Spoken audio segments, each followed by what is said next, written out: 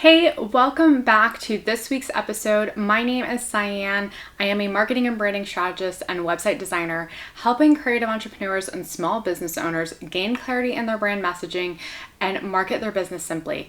And this week I am talking all about brand archetypes. Brand archetypes often get the result of what the heck does that even mean when I am talking to fellow entrepreneurs and small business owners and some of my clients. So I want to break it down what it is and share with you how brand archetypes can help you with your business and in your brand strategy, so that way you're connecting and talking directly to your ideal client. So stick around.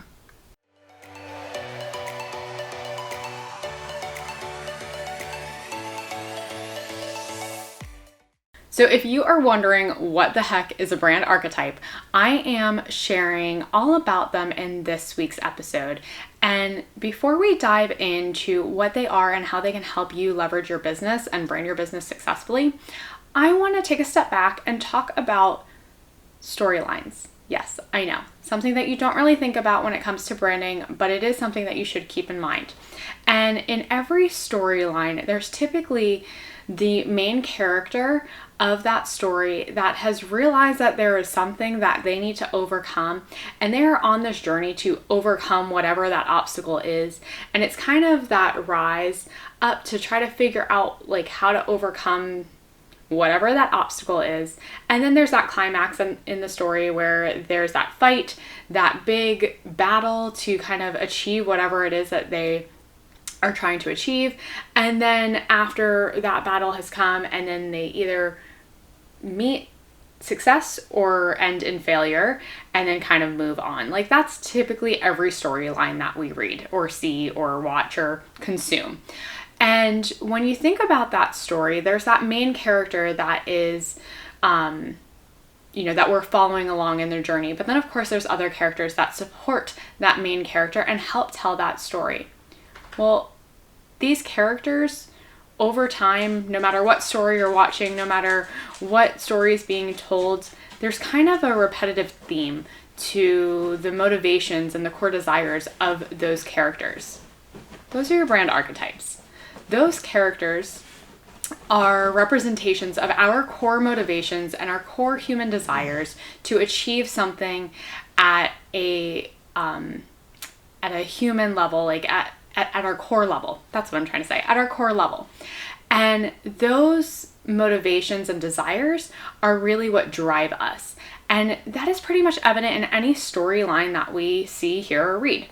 And brand archetypes allow us to do the same thing in our business. They allow us to kind of put into a box, and I don't want to say box because that just feels like I'm sticking you in a box and that's the only thing that you can be, but that's not the case at all. What it does is it helps kind of relate those personality types and those motivations and those desires to something that we kind of already know, because we see these characters throughout story and throughout history all the time. So that's essentially what brand archetypes is those personality traits and those characteristics that innately we all have. So diving into what is a brand archetype, back in the early 1900s, a famous psychiatrist named Carl Jung identified these 12 personality types, if you will. And they are based on the core human motivations and desires of each one of us. And honestly, we fall into multiple categories. We don't just fall into one box or bucket, but we oftentimes take on the role of multiple brand personality types or brand archetypes. And over time, these personality types, and I'm going to stop a second here, it's a lot like a personality test, like the Enneagram, like the Myers-Briggs, like Strengths Finders, all of those things. They're really just identifying our core motivations and our core desires and identifying the personality type that we fall into, okay?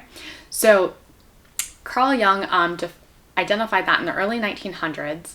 And then over time, marketing strategists and branding experts started to apply those 12 archetypes or personality types to larger businesses, corporations, before personal brands really became a thing, to humanize those brands. And you can see it today in Coca-Cola and Johnson & Johnson and GoPro, Jeep, all of these brands, they actually fall into these different personality brand archetypes. And that is what I'm helping my clients do. And what I want to help you do is identify which categories best fit your motivations and your desires as a brand. So that way you can personify it and leverage the core motivations, desires, the strengths, the fears, the weaknesses, all of those things into your branding, so that way it is relatable. So that way you kind of have a guiding principle of how you should be showing up on social media, in your email marketing, on your website, to help resonate with your target audience. So that's essentially what brand archetypes are. They are a personality test, if you will, that allows you to kind of identify what your core strengths are, what your core motivations and desires are, and then pull out and infuse that into your brand messaging throughout all of your touch points. Pretty cool, huh?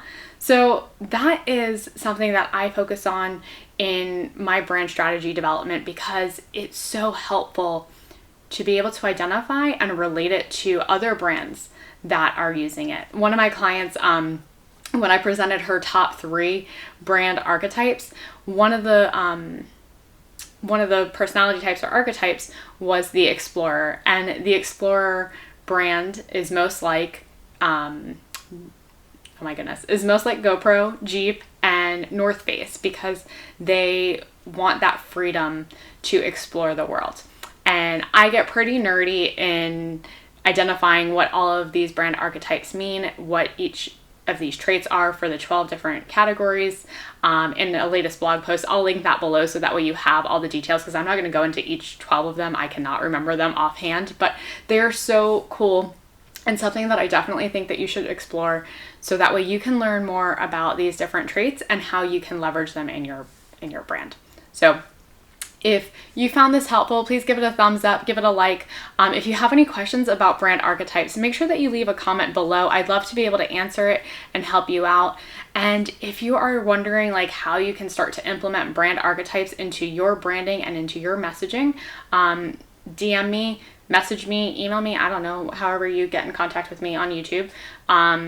And let's talk, because I'd love to be able to help you gain clarity and find out your top 3 brand personality types or brand archetypes, so that way you can start to leverage it in your brand and in your business.